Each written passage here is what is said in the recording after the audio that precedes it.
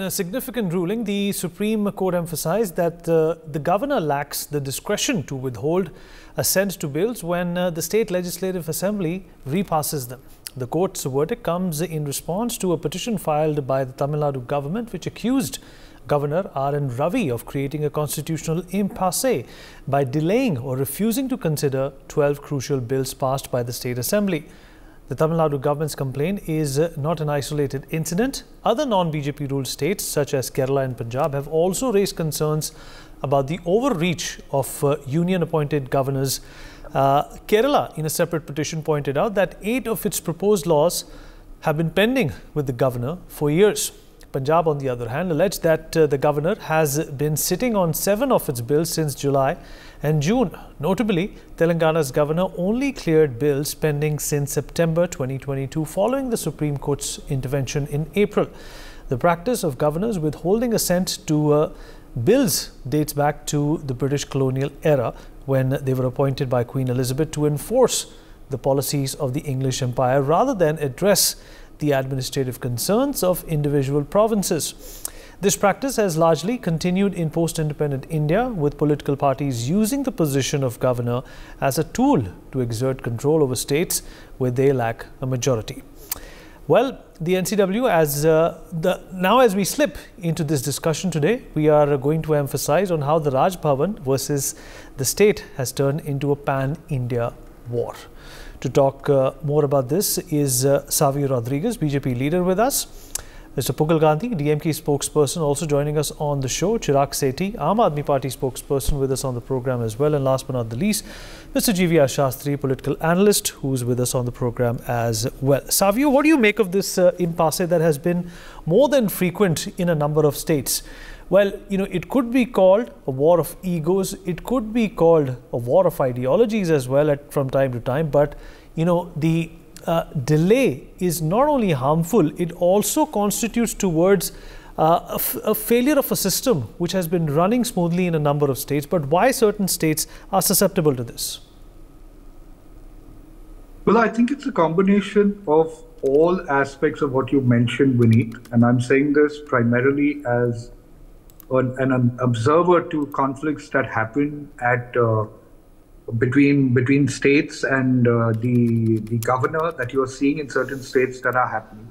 For example, if you take what's happened in Tamil Nadu right now, as per what was submitted by the advocate, it very clearly states that 5 of the 181 bills were withdrawn by the government, while 9 of them have been reserved for the consideration of the president. They had received 181 bills, the governor, between 2020 and 2023, out of which 152 got the governor's assent. That's what the advocate had said. Of the 12 bills that the government is suing the governor for, 10 were returned on 13th November itself, while 2 are with the president, the advocate general has told the court. So I don't know what really is the issue that people are talking about. It purely seems to be a real political play going on between certain states and governors of the states, and this is something that's politics. So I think they need to come together and work, because at the end of the day, it's about taking the state forward and not individual differences of political parties that hamper state function. So whether it's in Tamil Nadu, whether it's in Delhi, where you've seen conflict between the lieutenant governor and the government over there, in the interest of the people, I think we need to work towards solving this problem. And I'm not saying that being a BJP leader, I'm saying that being a citizen, to see that functioning of governments go on. And that's very important. All right. Well, that's a good point that you have made. Pugal, if you're there with us? Yeah, I'm here. Yeah, well, the Supreme Court, despite its action and its observation, still continues to find that, there is a tussle between the state government and the governor. How do you think this ought to be resolved? Because it is more than a problem just for the government, it's a problem for the people as well. See, the issue is each of these positions, whether it is the position of the governor or the position of the chief minister or the legislature of the state, everything has got its own roles and responsibilities very clearly defined in the Constitution. If everyone can go as per the Constitution, there will not be any conflict. here the issue is the governor of Tamil Nadu, that is Mr. R. N. Ravi, is withholding the assents for these bills for more than 3 years. That is what the Honorable Supreme Court has yesterday very clearly reprimanded him, saying that what was he doing for the last 3 years? Because 2 of the bills are pending from the year 2020. So what is the role of the governor here? Because the role of the governor is nothing but to approve the bills which is passed by the state legislature. That is as per Article 163 of the Constitution and also as per Article 200 of the Constitution of India.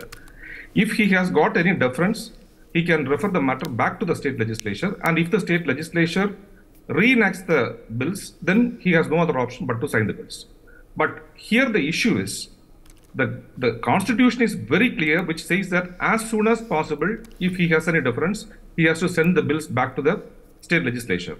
Whereas these governors, particularly governors like R. N. Ravi, who are the representatives of the ruling BJP, particularly in opposition ruled states, is interpreting this particular provision as soon as possible as long as possible. That is what the whole issue.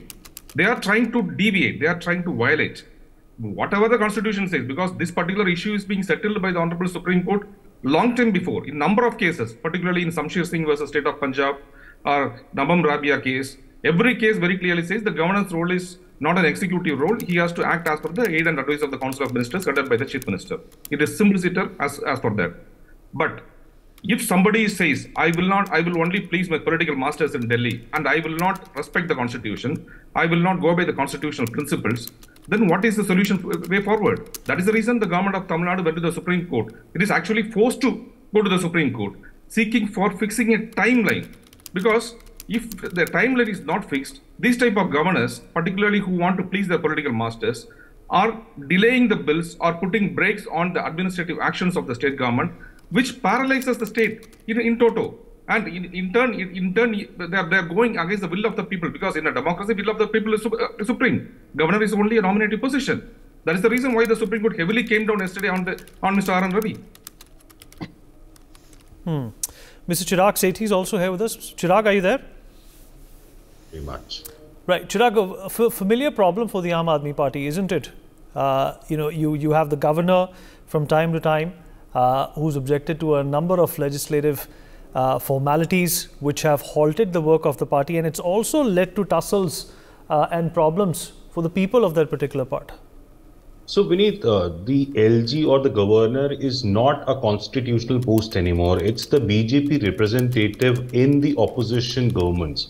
Basically, the function of a governor or an LG is to stall the work as much as they can.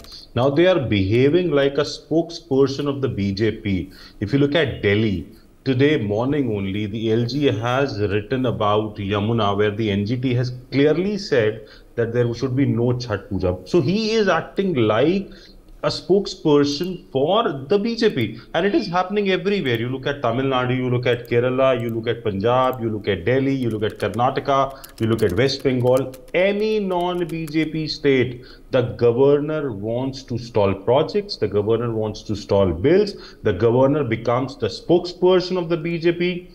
Every government, you will not hear a single word from any of the governor in the BJP ruled state, but anywhere you go, even you will see favoritism.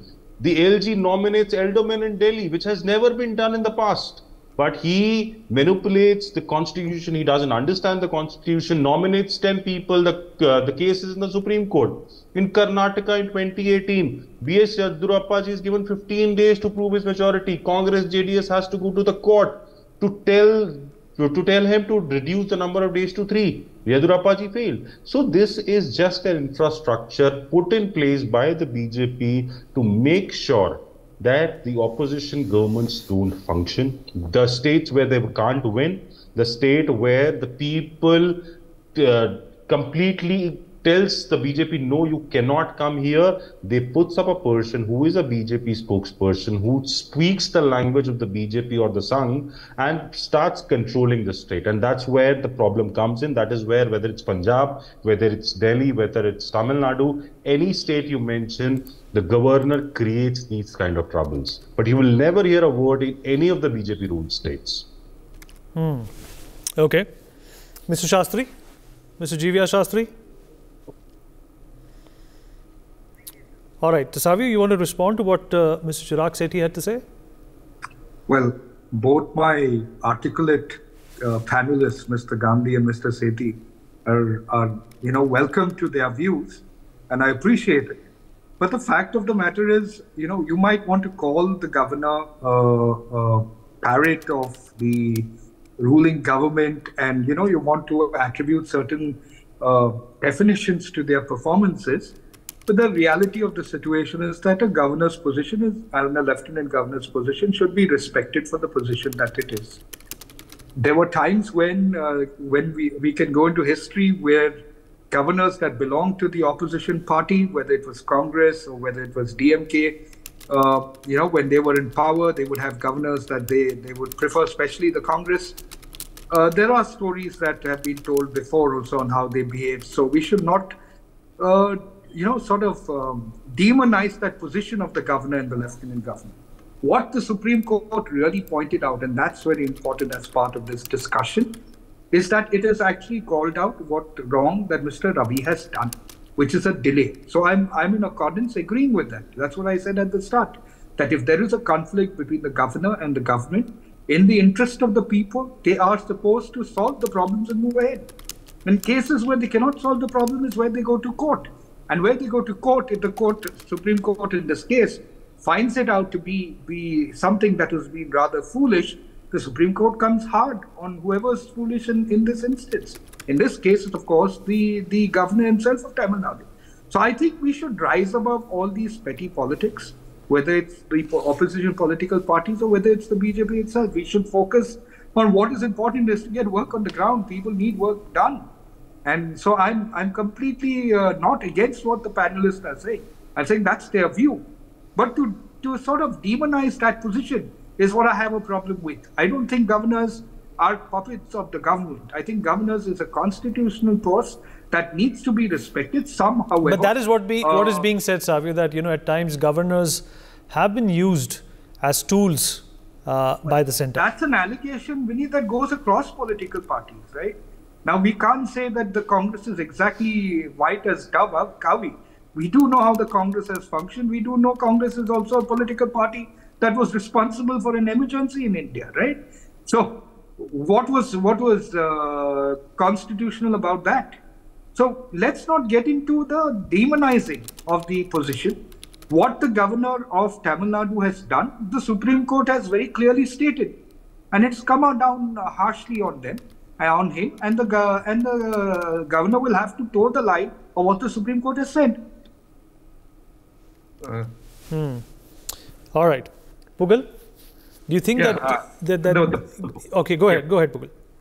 No, just a response to my friend Savio. He appears to be talking so neutral in this panel discussion.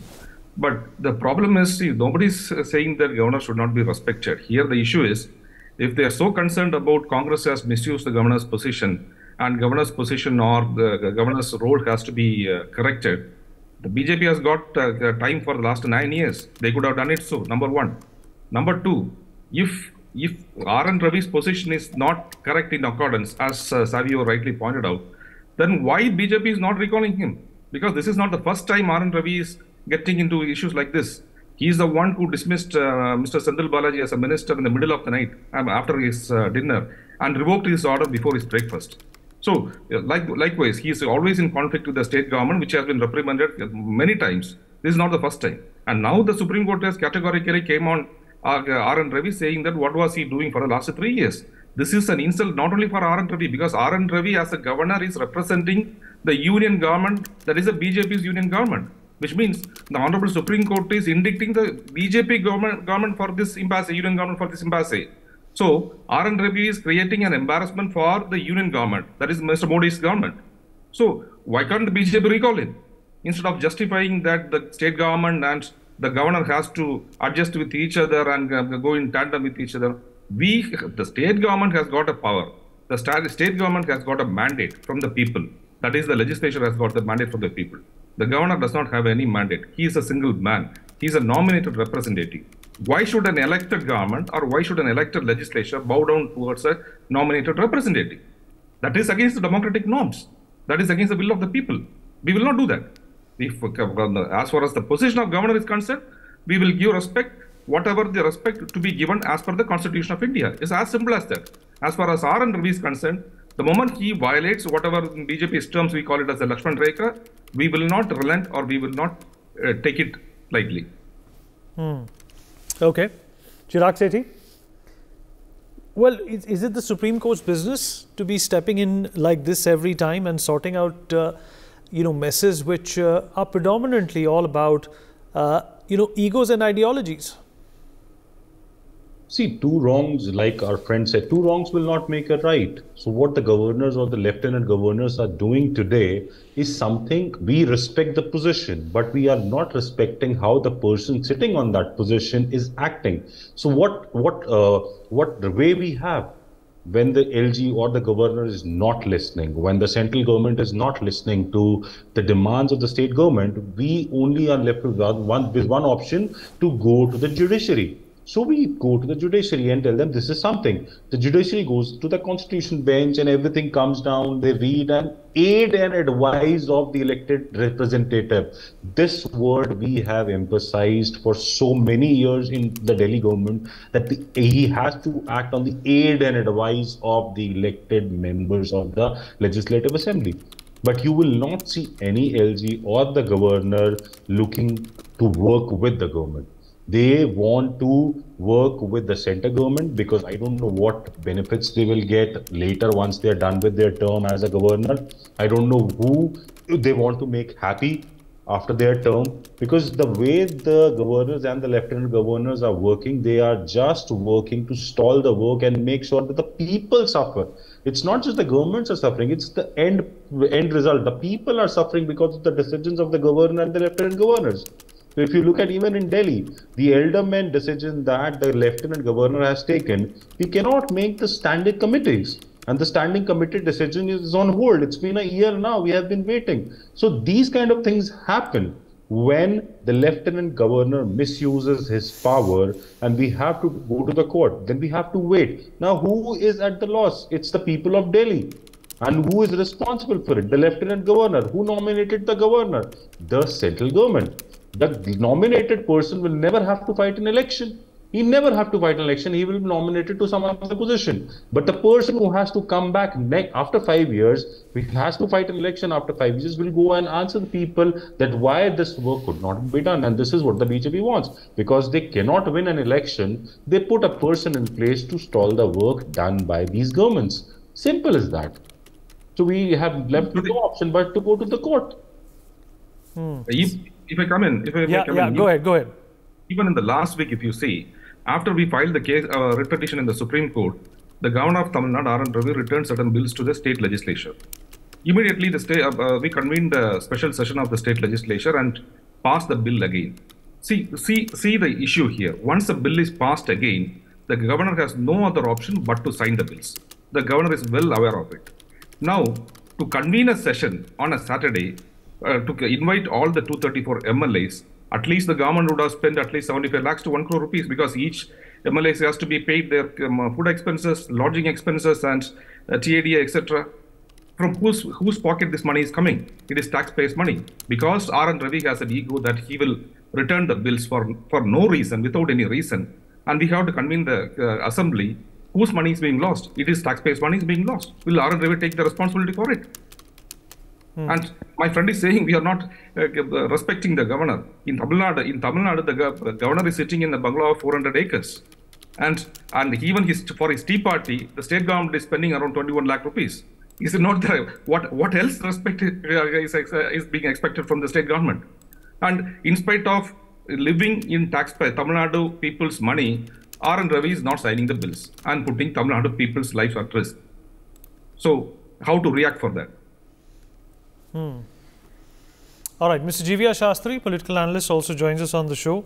Mr. Shastri, what do you make of this tug of war between the governor and, of course, state governments going to the next level, as far as the Supreme Court also coming in and taking cognizance of what the problems are?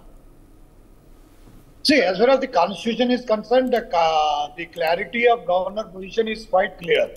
Because one should not, there should not be any ambiguity Because this is a federal it's a structure that all the states, they can't take their own decisions. It is a proper structure, the legislative assembly as well as the judiciary. The combined structure, and the governor is an appointee of the President of India. He is a constitutional custodian as far as the state is concerned.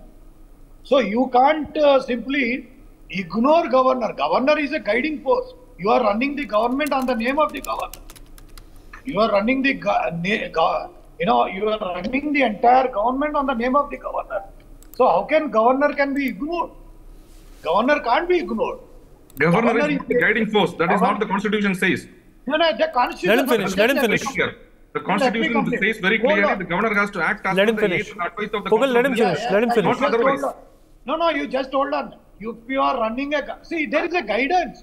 You have any ambiguity and apprehension, let us, if you see that there is a constitutional validity is not there, let's go to the highest court, that is called Supreme Court, and get it clarified. Or you ask for a constitutional bench to constitute. But the story is not with it is not that. If a governor can advise, yes, he can advise. Governor can speak. Governor have a right to speak. Governor have all kind of powers. He is vested with powers. Otherwise, you all are anarchy. The chief minister works like very clear. Any authority will derive this power only from the Constitution or the parent statute. The chief minister is after all assembly member. The Constitution is very clear. The chief minister is after all assembly member. You are putting the card on the box. He is not more than assembly member. No, chief minister is after all assembly member. He is a MLA. So, unless until there is a cabinet chair. He can't take his own you mean to say that Madam Draupadi decision. Murmu's advice is binding on Prime Minister Narendra Modi?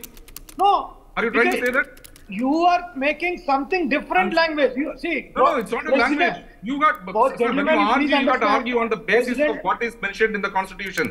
President of India. We are not here your subjective argument. You have to argue on the basis of. See, President of India is something different. Governor is something different. Why are you talking? You can't compare both. The constitutional provisions. You can't compare both. I quoted constitutional provisions just before you came here. You mentioned the constitutional provisions which empowers the governor to advise the state chief minister or empowers the governor to advise the state legislature. See, listen. Please quote the provision. No. I'll tell you one thing. I'll just give you 1 minute. See, whenever there is a breakdown of the governance as far as the particular state is concerned, there is the imposition of a president through governor. There is a prominence as far as the governor's status is concerned, governor sitting is concerned. If he is asked clarification, specification, is there. It is the duty of the government there to clarify it. You can't simply ignore it. Be clear. We are in the national channel. We can't debate like this. Let us be very clear. That is not the subject matter here. Whatever Governor R.N. Ravi has sought for clarification, the Tamil Nadu government has given the clarification by even sending its law minister to meet him and clarify, even in the Rummy bill. It is not an issue of clarification. But are you saying that Prime Minister he is withholding the assent? And Amit Shah is guiding the governor? Are you indicating directly that Amit Shah ji, Modi ji is guiding the governor or what? They don't have any other one. What else is that? What else is that? No, what kind of language, what kind of interpretation you are saying? What else is there? Without Union Home Minister's guidance, how the governor can act? Be clear in your mind. They don't guide. Why the hell? First you bring out the constitutional provisions which mentions that governor is empowered to advise the chief minister, because otherwise we will not be able to argue this matter. Because otherwise I will ask, which are the constitutional provisions where the President of India... See, you are missing only one point. No, as simple as that. Let us not argue on air. Let us argue on facts. I am asking only one question. If you have any constitutional provision which empowers the governor to advise the state chief minister or the state legislature, then that is a different case. No. I just explain you only one thing as a constitutional expert, that a governor having every right from where? To clarify, specified all right. Okay, we've run out of time as well. We've run out of time as well. This is an argument which is, of course, is well invested for a number of parties, including the ones that are facing problems because of these ego tussles. We'd like to thank everyone for being a part of this conversation. For more such videos, subscribe to the NewsX YouTube channel, hit the bell icon.